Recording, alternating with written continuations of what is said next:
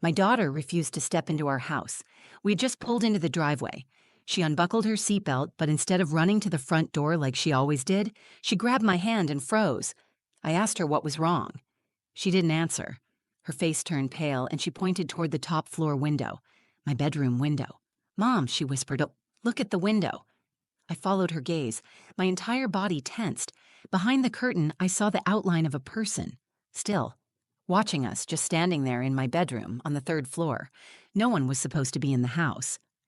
I pulled Kaya behind me and called 911. My hands were shaking so hard I nearly dropped the phone. The dispatcher asked me if anyone else had access to the home. Only my sister, and she wasn't answering. I hadn't heard from her since last night, when she sent me a picture of Kaya smiling from inside a blanket fort. I had been gone less than 24 hours. I watched the police storm into my house. I kept Kaya pressed against me, trying to stay calm while my heart felt like it was breaking through my ribs. It wasn't just fear, it was betrayal. Something was deeply wrong, and I felt it before anyone said a word. What the officers found inside wasn't just disturbing, it was personal. It was something I could never have imagined, something my own sister had set in motion. And it all started with one choice: letting her babysit my daughter for just one night. My name is Alyssa. I'm 34, a single mom, and the only constant in my daughter Kaya's life. She's 6 years old and fiercely imaginative. She gives names to her stuffed animals, talks to plants, and insists that the moon follows her at night. She is the center of my world. My life revolves around making sure she feels safe, heard, and loved. We live in a 2-bedroom townhouse just outside Portland. It's a quiet neighborhood filled with dog walkers, retired couples, and the occasional teenager mowing lawns for cash. It's not perfect, but it's home. I keep our space clean, cozy, and predictable because stability is something Kaya needs. After my ex-husband left 2 years ago and moved to Denver, it's been just the two of us.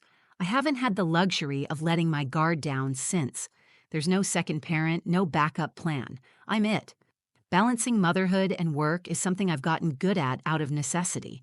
I work as a remote marketing consultant, which sounds more flexible than it is. Most days I'm juggling client emails with peanut butter sandwiches and rushing through presentations during nap time or after bedtime. I rarely go out. I don't date. I don't travel. But last week, I had to. My team had landed a high-stakes client, and the final presentation was happening in person, in Seattle. Just one night. That's all they needed me for. One night away, a quick hotel stay, and back the next evening. At first, I said no. I couldn't bear the idea of leaving Kaya. But the job was important. It wasn't just about income. It was about security. The kind of security that keeps the lights on and groceries in the fridge. That's when my younger sister, Rhea, offered to step in. Rhea is 28 and everything I'm not. She's spontaneous, impulsive, and wildly unpredictable. She's never held a job longer than a year, loves festivals, couch hops between cities, and has a tendency to romanticize chaos. But she loves Kaya. They have a bond that's undeniable. Rhea is the fun aunt, the one who teaches her silly dances, brings glitter wherever she goes, and buys matching pajamas even though she's terrible at folding laundry. Still, I hesitated. Rhea had never watched Kaya overnight. I knew she cared, but I also knew she could be careless. She had a way of brushing off rules and improvising in moments that needed structure. But she begged. She told me she was trying to be more responsible. She wanted me to trust her. "It's just one night, Alyssa," she said. "We'll eat mac and cheese, watch movies, and be in bed by 9. It'll be boring. I swear I made her promise to stay the entire night. No visitors, no leaving Kaya alone." I walked her through Kaya's routines, made a printed list of emergency numbers, stocked the fridge, and showed her how to use the home alarm system. She rolled her eyes but agreed to everything. Kaya was thrilled. When I left that morning, Kaya wrapped her arms around my neck and whispered, "I'll take care of Auntie Rhea." It made me smile, but part of me felt uneasy. I kissed her forehead, told her I'd be home tomorrow, and backed out of the driveway, watching her wave at me through the window. The presentation went well. My team nailed it. We celebrated briefly, and I checked my phone every hour for updates.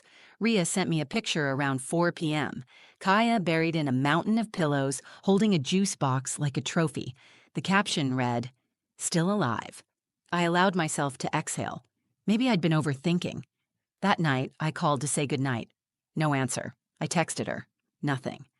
I assumed Kaya had fallen asleep and Rhea had left her phone somewhere. Still, it bothered me. I don't sleep well when Kaya's not next to me, so I lay in my hotel bed, counting the hours until I could go home. The next afternoon, I picked up muffins from Kaya's favorite bakery and drove straight home. I expected her to run into my arms at the door. Instead, I saw her sitting outside on the curb, alone. Mrs. Delgado, our neighbor, stood nearby, arms crossed and tense. Kaya didn't move until I got out of the car. Then she ran to me and held me like she hadn't seen me in weeks. I looked around. No Rhea, no car in the driveway, no messages on my phone. I crouched down and asked Kaya what happened. Her eyes filled with fear. She pointed at the house. "I don't want to go back in," she said. Then came the words that made my stomach drop. "Mom, look at the window." I didn't know what to say. I was still holding Kaya's hand when she pointed to the window, the one on the third floor, my bedroom. I followed her gaze, and that's when I saw it. Behind the curtain, someone was standing there, still, watching. Just standing like they belonged there, but no one was supposed to be in that house. The only person with a key was Rhea, and she was nowhere in sight. I stepped back instinctively, pulling Kaya with me. My heart was racing. I didn't blink. I didn't speak. My daughter, barely 6, had sensed something was wrong before I had even parked the car. She hadn't gone near the front door. She knew something I didn't. Mrs. Delgado saw my face and came closer. "What's going on?" she asked. I shook my head and told her quietly to keep Kaya with her. I didn't want my daughter anywhere near the house.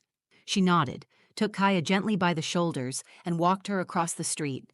Kaya looked back at me with wide, scared eyes, but she didn't protest. I dialed 911 and told the dispatcher that there was someone in my house. I gave them the address and explained that only my sister should have had access, but she wasn't answering her phone. My voice shook, but I stayed clear and firm. The dispatcher told me to stay where I was, not to approach the house, and that police were already on their way. My hands were trembling as I hung up. I tried calling Rhea again, straight to voicemail. My stomach was tight, my skin clammy. I kept staring at the window, waiting for the curtain to move again, but whoever was inside stayed hidden. That made it worse. The stillness. The waiting. Police arrived within 10 minutes. 2 patrol cars pulled up to the curb. The officers moved quickly. One of them asked for my name and if anyone else should be in the house. I said no, only Rhea, and she wasn't there. He nodded and gestured to the other officer to take the back entrance while he approached the front. I couldn't take my eyes off the house. It felt unreal. I had just come home from a normal work trip. I had dropped off my daughter with her aunt. I had trusted someone I had known my entire life. And now my daughter was terrified to go inside the place where she sleeps. A few minutes later, I watched the officers enter through the front door. They moved cautiously, one hand near their holsters, the other on flashlights. The tension in my body was so tight I felt like I could snap. I tried to piece together what could have gone wrong. Rhea was flighty, yes, but she wouldn't abandon Kaya. Would she? She wasn't malicious, but she had poor judgment. She'd made dangerous choices before. Maybe she left to meet someone and locked the door behind her, thinking Kaya would be fine asleep. Maybe she thought she'd be back before I returned. Maybe she thought no one would notice. But that didn't explain the figure in the window. I didn't realize I was holding my breath until the officers returned. One of them looked calm. The other looked shaken. "Ma'am," the first one said, "we found someone inside." That sentence made my knees weak. "Who?" The second officer spoke this time. "A man. He was hiding in your bedroom closet." I stared at him, unable to process what he'd just said. "We believe he entered sometime last night or early this morning. He claims he was let in." "What?" My voice cracked. "By who?" "He said your sister invited him, gave him food, told him he could stay until you got back." I was silent. I could feel every part of my body tighten, like my brain was trying to shut out what I had just heard. "He's not related to you, is he?" the officer asked. "Number, I've never met anyone like that in my life." They told me the man was being detained, but that he didn't resist. He was calm, even relaxed. He didn't have any weapons on him. He seemed confused, disoriented, and when they asked him why he was there, he kept saying the same thing. She said it was okay. She said I could sleep here. She said she'd be back. My skin crawled. My mouth went dry. All I could think about was Kaya. My daughter had been inside that house with him. She had been asleep, alone, while some stranger hid in my closet. I looked back across the street where she was sitting with Mrs. Delgado. She was watching me, holding her knees to her chest. I still hadn't heard a word from Rhea. I stood frozen on the sidewalk as the officers finished clearing the house. I had just been told that a man, a complete stranger, had spent the night inside my home. My daughter had been there too, alone. I could still hear his voice in my head, the words the officers repeated to me. She said I could sleep here. She said she'd be back. It wasn't a mistake. It wasn't a break-in. My sister had invited him in. My hands were clenched into fists. My chest felt tight, but I forced myself to stay focused. I walked across the street to Kaya. Her eyes met mine, questioning, afraid. I bent down and wrapped my arms around her. "You're okay," I said. "I've got you. You're safe now." I didn't tell her what happened. I didn't ask more questions. Not yet. Mrs. Delgado offered to take Kaya inside for a snack while I spoke with the officers again. I hesitated, but Kaya nodded. "I like her," she whispered. I nodded back, kissed her on the cheek, and thanked Mrs. Delgado quietly. Once Kaya was inside, I turned to the officer who had spoken with the man. "Tell me everything," I said. The man they found was in his mid-30s, no ID, no phone, and based on his appearance, likely homeless. He hadn't entered forcibly. There were no signs of damage, no broken locks or busted windows. He told the officers he had met my sister at a bus stop 2 days earlier. She had brought him food, talked to him, and offered him a place to stay. He claimed she seemed kind, open, and said she wanted to help someone who had nothing. I asked if he had hurt Kaya. The officer said no. According to the man, she had been asleep before he entered the house. He claimed Rhea gave him permission, left the door unlocked, and said she'd be back by morning. She never returned. It didn't make sense. It was reckless, dangerous, and utterly unlike anything I could have imagined. I tried to convince myself there had to be more to the story, some explanation that made this feel less insane. But there wasn't.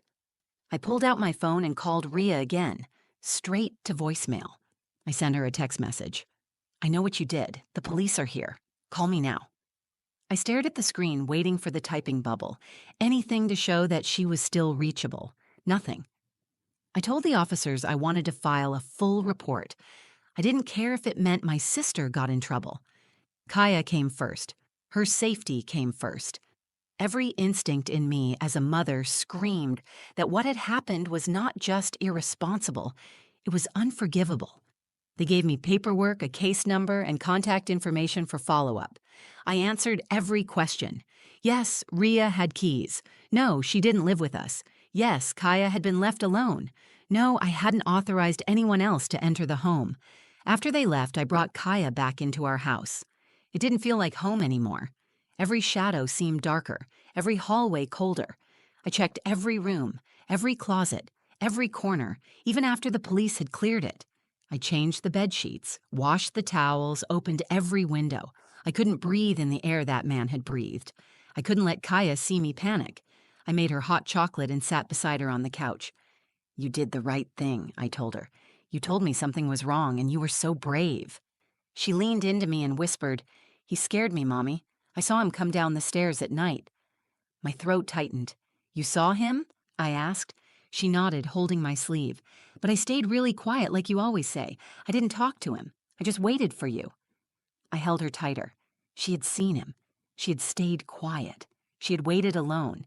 And Rhea had left her there. That night, Rhea finally responded to my texts. She sent a single message. "I didn't mean to scare her. He just needed a place to crash. I thought I'd be back before you got home." I didn't reply. I didn't call her. There was nothing she could say that would undo what had happened. A man she barely knew had been in my home, in my room, while my daughter slept alone. That wasn't a mistake. That was a choice. And I had made mine. Rhea wasn't welcome in our lives anymore. The morning after everything happened, I didn't sleep. I lay next to Kaya in my bed, wide awake, listening to her breathing. Every few minutes I'd glance at the door, half expecting to see movement, even though I knew we were alone. The man was gone. The police had taken him hours ago, but the fear hadn't left. Kaya stirred around 6 and climbed closer to me. Her body was small, her skin warm, her trust still intact. I didn't know how. I had left her in the care of someone I trusted, and she had been failed in the worst way. And still, she curled up next to me like nothing could touch her, like I was the safest place in the world. That made me more determined than ever to protect her. Around 8, Rhea finally called. I let it ring. Then I answered. Her voice was casual, like she didn't understand the weight of what she'd done. Hey, I saw your messages. Look, I know you're mad, but can we just talk before you do something drastic?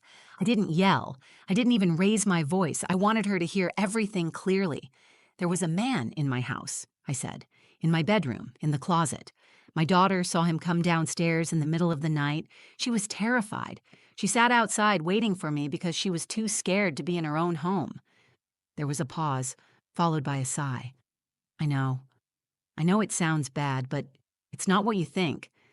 Then tell me what it is, I said. I met him at a bus stop a few days ago. He said he had nowhere to go. He wasn't creepy, Alyssa. He was just lost. I brought him some food. He seemed sweet. We talked. He said he needed somewhere to sleep, just for one night. And you let him into my house? With Kaya there? I thought she was asleep. I didn't think it would be a big deal. I figured I'd be back before she even woke up. You didn't tell me. You didn't ask me. You didn't even stay. Rhea's voice tightened. I was trying to help someone. You think the world is black and white, but sometimes people just need a chance. This isn't about chances.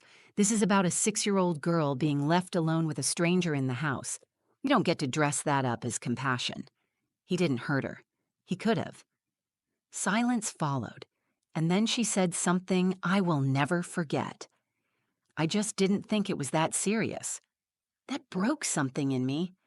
I realized she didn't understand, or maybe never would.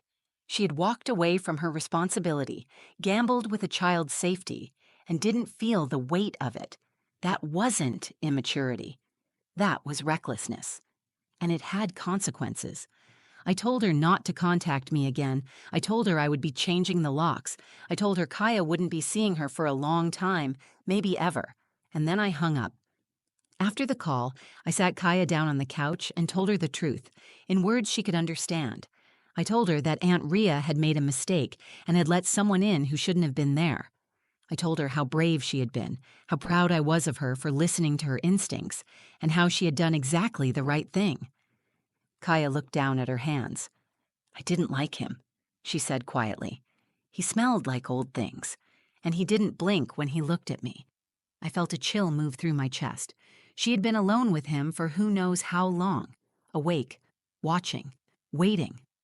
Later that day, I met with a locksmith. I replaced every lock in the house. I set up new security cameras, installed door alarms, and slept that night with my phone in one hand and a flashlight in the other. The police told me the man didn't have a record for violence, but he had a history of trespassing and psychiatric evaluations. They believed he hadn't meant harm. That didn't matter to me. Intent wasn't enough. My daughter had been endangered, and the person who allowed it still didn't grasp the full extent of her mistake. That week, I filed a formal no-contact request with the building management. Rhea would no longer be allowed on the property. It felt harsh, but I wasn't taking chances anymore. Kaya still asks about her sometimes. I tell her the truth, that Rhea loves her, but she made a very unsafe choice. I tell her love isn't just about fun and games. It's about showing up. It's about keeping people safe.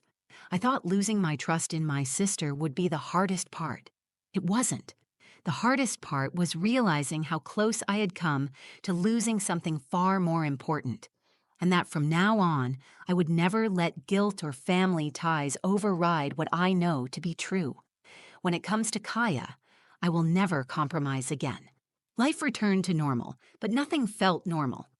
Kaya and I went back to our routines: breakfast at the kitchen table, walks to school, bedtime stories every night. But a part of me was always listening, always watching. I checked the locks twice before bed. I installed a motion-activated light outside her window. I started keeping the baby monitor on again, even though she hadn't needed it for over a year. She never asked for it, but I could tell Kaya felt the difference. She didn't go into her bedroom for days after it happened.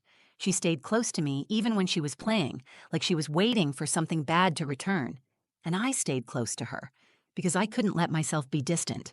Not now, not after what she had been forced to process, in silence. I enrolled her in a child therapist's program through her school. It was a quiet room with beanbags, art supplies, and a counselor who knew how to listen without pushing. Kaya didn't say much at first, but when I picked her up after her third session, she looked lighter. That night, she slept in her own bed again.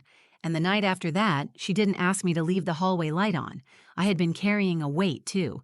Guilt, anger, fear, and the awful question that kept echoing in my head. What if? What if Kaya hadn't been brave enough to wait outside? What if the man in our house had been dangerous? What if I hadn't come home when I did? Those questions didn't have answers, but they had consequences. Ria reached out several times in the following weeks, calls, texts, a handwritten letter left in our mailbox. She apologized in the way people do when they want forgiveness more than they want to understand the damage they've done. She said she missed Kaya. She said she had been going through a hard time and didn't know how to ask for help. She asked me to let her explain, but I had heard enough. I didn't need more words. I needed actions. And Ria's actions had made one thing clear. She had chosen to protect her own comfort instead of Kaya's safety. That was a choice I couldn't look past. I never sent a message back. I don't hate her. I still love her in the way you love someone who shares your blood and your childhood and the memories that shaped you. But love doesn't always earn trust. Trust is something you protect, something you prove. And once it's broken in the way she broke it, love alone is not enough to put the pieces back together. I've learned that boundaries are not punishment. They're protection. They're the shield you put around your life when someone has proven they can't be trusted to hold it gently. I learned that saying no isn't cruel. It's how you say yes to your child's safety, your own peace, and the life you're trying to build. Most of all, I learned to listen. To my instincts, to my daughter, to the voice in my gut that spoke quietly before I handed over the keys, and to the voice of a 6-year-old girl who whispered, "Mom, look at the window," when something felt wrong. That voice saved us. That moment changed everything. Kaya still remembers what happened, but she doesn't talk about it often. She'll mention it in fragments when something reminds her. That man didn't blink. I didn't like his shoes. I heard him breathing in the hallway. And I listen. Every time. Because the day she was scared and spoke up, she showed me just how much she sees, how much she feels, and how much she already understands about danger. I'm proud of her. More than proud. I trust her. She saw the truth before I did, and because of her, we're safe. Now, when I leave the house, even just for groceries, I look her in the eyes and say, "If anything feels wrong, you tell me, right away." And she always nods, serious and steady, because she knows. And I do too. This wasn't just a wake-up call. It was a line in the sand, a lesson that came at a cost, but one that taught me the most important rule of all. When it comes to your child's safety, there is no such thing as overreacting. You listen, you act, you protect. Every single time. Thank you for listening to my story. I shared it not just to get it off my chest, but because I know I'm not the only one who's trusted someone they shouldn't have. Sometimes it's family, sometimes it's a friend, sometimes it's that voice in your head telling you it'll all be fine, when deep down you know better. If this made you think, if it made you feel something, or if it reminded you to trust your gut, I hope you'll do one thing: protect your peace, protect your kids. Protect what matters. And if this story connected with you in any way, I'd really appreciate it if you gave it a like. Share it with someone who needs the reminder. Leave a comment and let me know what you would have done. Or if you've ever faced a moment that changed how you trust the people around you. And of course, if you want more real stories like this, ones that don't shy away from the hard parts, hit that subscribe button. There's more to come. And I'd love to have you here. Stay safe, stay sharp, and always listen when something feels wrong. Until next time.